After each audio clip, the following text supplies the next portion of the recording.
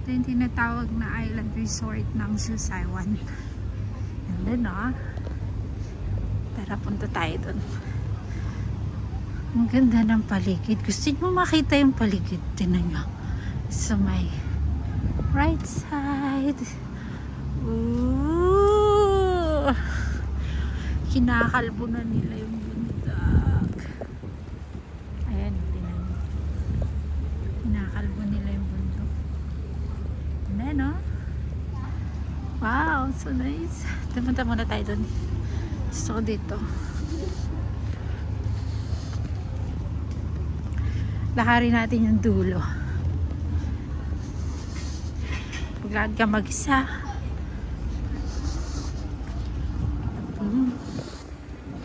Playground. Andito daw ako. Andito ako. Malamig. Malamig yung daliri ko. Malamig pa ang weather. Ganda, diba?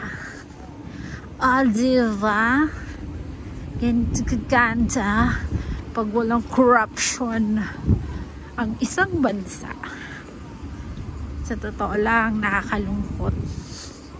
Kasi po mga friends, diba? Pag nasa ibang lugar ka, makita mo yung ganda ng paligid. Tapos maalala mo yung mahal na bansang Pilipinas, puno-puno ng corruption. Wala pa lang silang bagong project. May kulay. Nakakainis. Pero makita mo to, grabe, sobrang ganda. Hindi ka pwede pumunta dyan sa kabila. Ang ganda. Wow! Wow! Diba? Tala ako rito inang 1 hour lang. Tapos maya balik na rin ako. Ba, mga friendies? Kasi, kung walang corruption, maganda talaga ang Pilipinas. Dito lagi yung sinasampal sa yung kahirapan ng Pilipinas. Why? Dahil sa corruption. Wala man lang may pagmalaki na ginawa ang bagong administration. Ayoko na sanang mainis, pero pag nakikita ko yung kagandahan ng ibang lugar, diba? Yung gilid na dagat, yung seaside nila, grabe. Ay, tinan mo, diba? Wala pong bayad dyan. Magta ka lang, maglakad ka.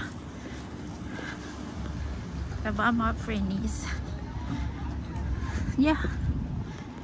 Pag gusto mong sampalin ka ng kahirapan, punta ka ng ibang bansa. Tingnan mo yung paligid.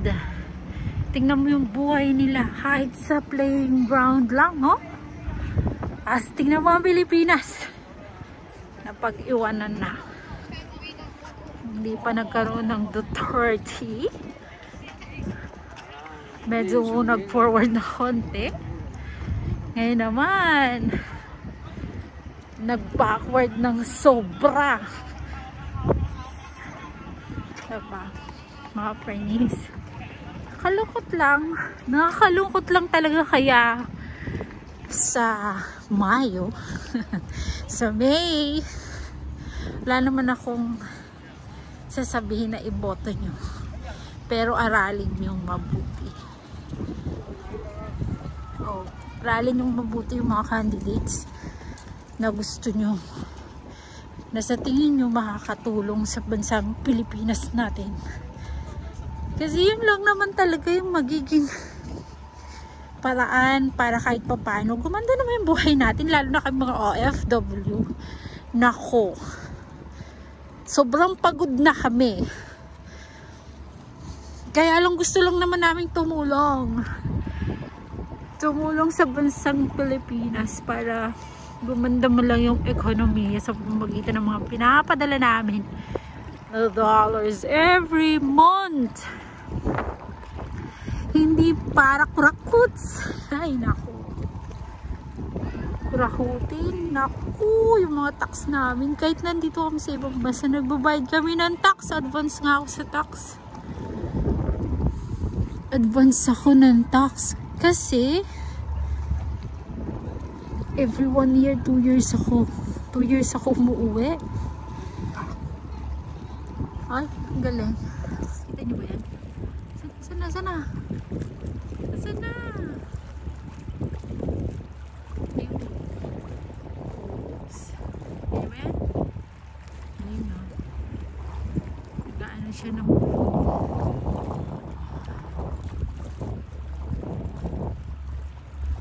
ayun na, friends. Sana. Dito, lapit ka dito. Ayan, lapit ka dito. Yay! Ang layo niya, no? Diba? Alam mo yung nagpupursige ka na makatulong ka sa yung bansang Pilipinas. Pero yung mga tao na binigyan mo ng pagkakataon na mag-alaga na yung mga tax, may gulay. They don't care. Buno ka na ng utang, puro pa sila rin utang. Imagine. February pa lang 65% na inaubos nila na ano ng pondo ng bansang pinagmulan ng magaganda Pilipinas. Nakakalungkot lang talaga. Mag-isa ka, nagmumuni-muni ka, tapos iisipin mo na walang pinatutunguhan yung pinag-iipunan mo. Diba? Nakakawalang lakas. Actually, nakaka-disappoint talaga. Yung wala ka man lang matutunan sa sa administration. Wala man lang pagpupursige na gumanda ang Pinas. Kahit man lang yung school na lang kasi. Education man lang sana. Department of Education man lang yung pinondohan nyo ng maayos. Kaya lang wala eh. Ito ang administration na disappointed talaga ang tao. Kita nyo ba yung kahapon yung rally sa Cebu? Ganda, no? Millions yung pumunta, pero hindi mo lang binalita. Ako na lang sasabihin ko sa inyo, ganda. Doon mo makikita na kahit hindi nila bayaran, darating ang tao.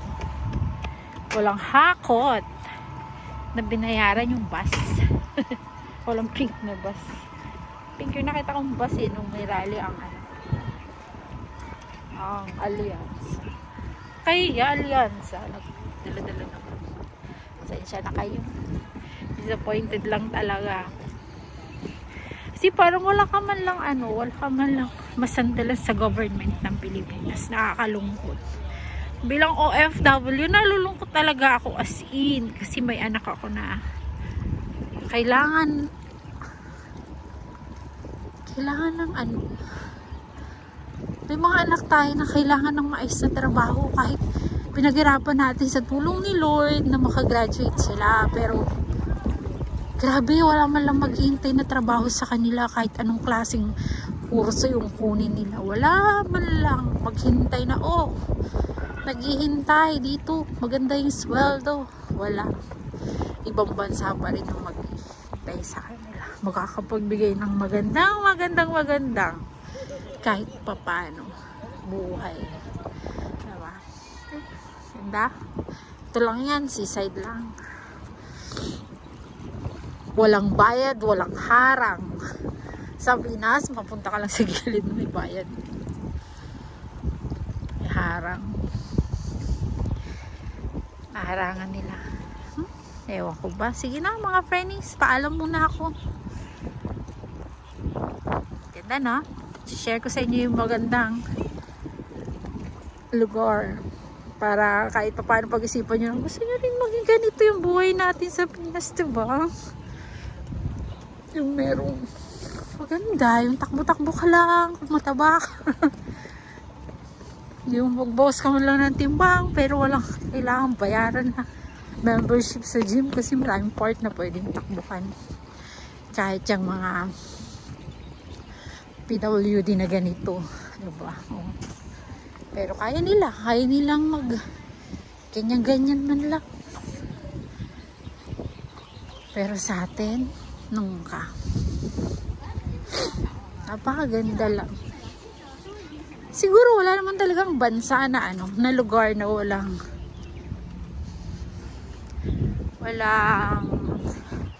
corruption. Pero wag naman yung sobrang garapalan na, diba?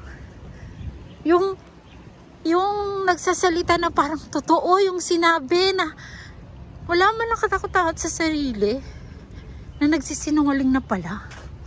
Parang feeling niya totoo pa rin lahat ng sinasabi niya. Yan yung nakakatakot na klase ng tao.